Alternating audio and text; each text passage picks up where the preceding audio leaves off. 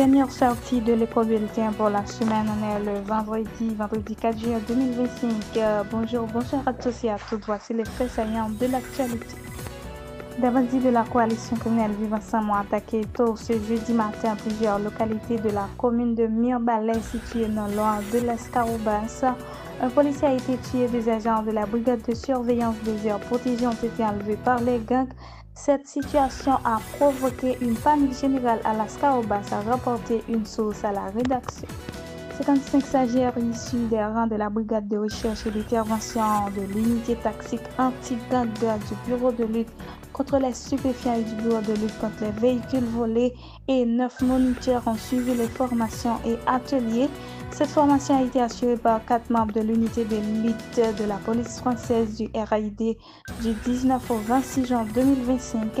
Les stagiaires ont effectué une séance de tir tactique et ont pu s'exercer en conditions réelles par l'utilisation de munitions et armes de simulation, une première en Haïti rendue possible grâce à la livraison de 4 tonnes d'équipements et de matériel à la PNH les 16 et 17 juin.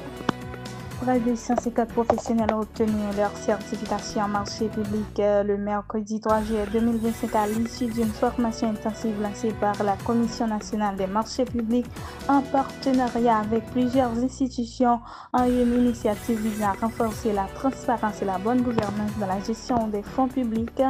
Cette cérémonie a rassemblé plusieurs personnalités dont le recteur de l'Université d'État d'Haïti, la représentante de la Banque interaméricaine de développement, le coordonnateur de la CNMP, le manager de projet à l'unité de coordination de projet du ministère de l'Économie et des Finances ainsi que le doyen de l'INAC. Dans une note d'information transmise à la presse, le bureau de communication de la présidence a annoncé la mise en service depuis le 1er juillet 2025 d'une plateforme technologique baptisée DSI Connect mise en œuvre par le ministère de l'Économie et des Finances en collaboration avec la Direction générale des impôts et l'Administration générale des douanes. Cette initiative s'inscrit dans une volonté affirmée de modernisation du système fiscal haïtien. La journaliste Mathia Dovilme, connue pour son courage et son encouragement sur le terrain, a quitté le pays le jeudi afin de continuer son traitement contre le cancer du côlon à l'étranger. Après une rechute récente, ce départ a été rendu possible grâce à un élan de solidarité ayant mis de récolter plus de 20 000 dollars américains à travers une cagnotte publique. Âgée de 36 ans, la collaboratrice de VOA a exprimé dans un échange avec Passion Info Plus une profonde gratitude envers sa famille, ses amis et toutes les personnes qui ont été contribuées financièrement ou moralement. C'est grâce à votre générosité que ce voyage a pu se concrétiser. Je vous dis merci du fond du cœur, a-t-elle confié. L'ancien premier ministre haïtien Jean Aricéan vient de remporter une longue bataille administrative contre les autorités françaises. La Cour administrative d'appel du Nord a confirmé l'annulation de la décision qui lui avait retiré son visa Schengen de court séjour, lui ouvrant à nouveau les portes de l'espace européen.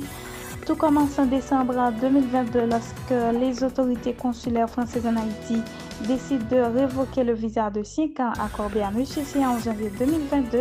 Cette décision avait été motivée par des soupçons pesant sur lui, notamment une prétendue menace pour les relations internationales de la France. Jean Aricéan, alors cité parmi les personnalités haïtiennes sous sanctions canadiennes, a immédiatement contesté cette décision devant la justice française.